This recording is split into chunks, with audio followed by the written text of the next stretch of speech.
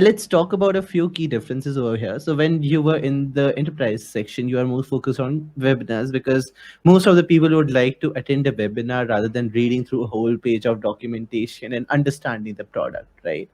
When you got into open source, the first thing was might be to structure the whole documentation in some way and then get out things to talk to people to get their projects and get people excited about that particular project, because inside of enterprise it's not much about that. Inside of open source it's a lot about that as well.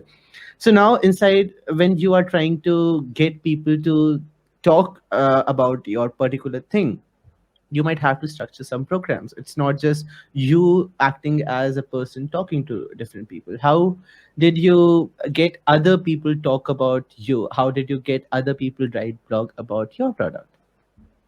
Yeah, so I think like this was something that we started focusing on very recently because my Mm-hmm. fear was, what can happen is go speak at conferences, do live streams, people come back to us and they're like, you know what, this product doesn't have any significant documentation, no blog. This seems very young product, maybe not Right. suited for my use cases. And that's risky. And if that happens, it's going to take exponentially more convincing to get that person back. And a lot of times it's not going to happen.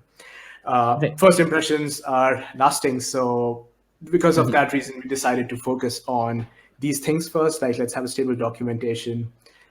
Let's have a proper blog. And at that point, we started reaching out to the community members.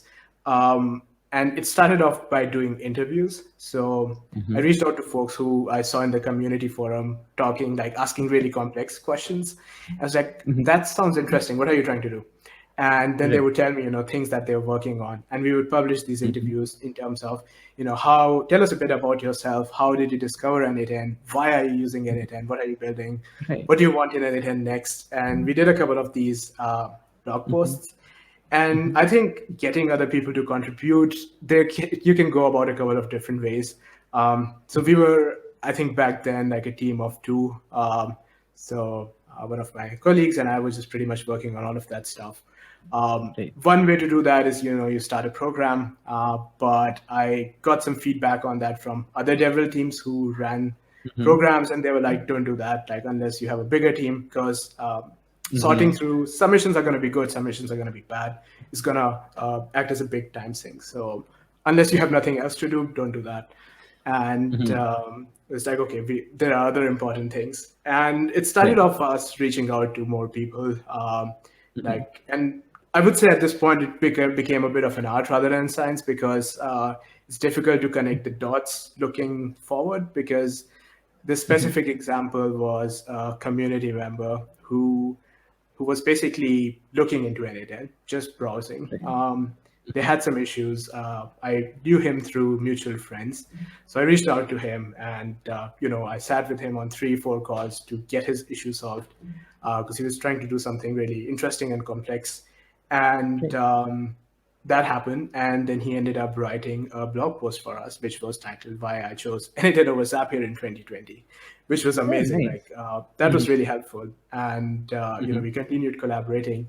And recently he reached out to me. He was writing a blog post for Stack Overflow, and he wanted to do an interview with us.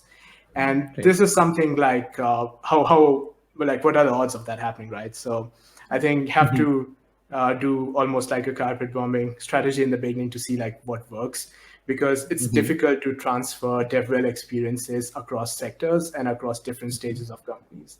So at times you would have to do a couple of experiments, don't get attached to any of them, and just make a hypothesis, question yourself why, what, and how, see if it works. Right. If it doesn't, discard it. Yeah. Right.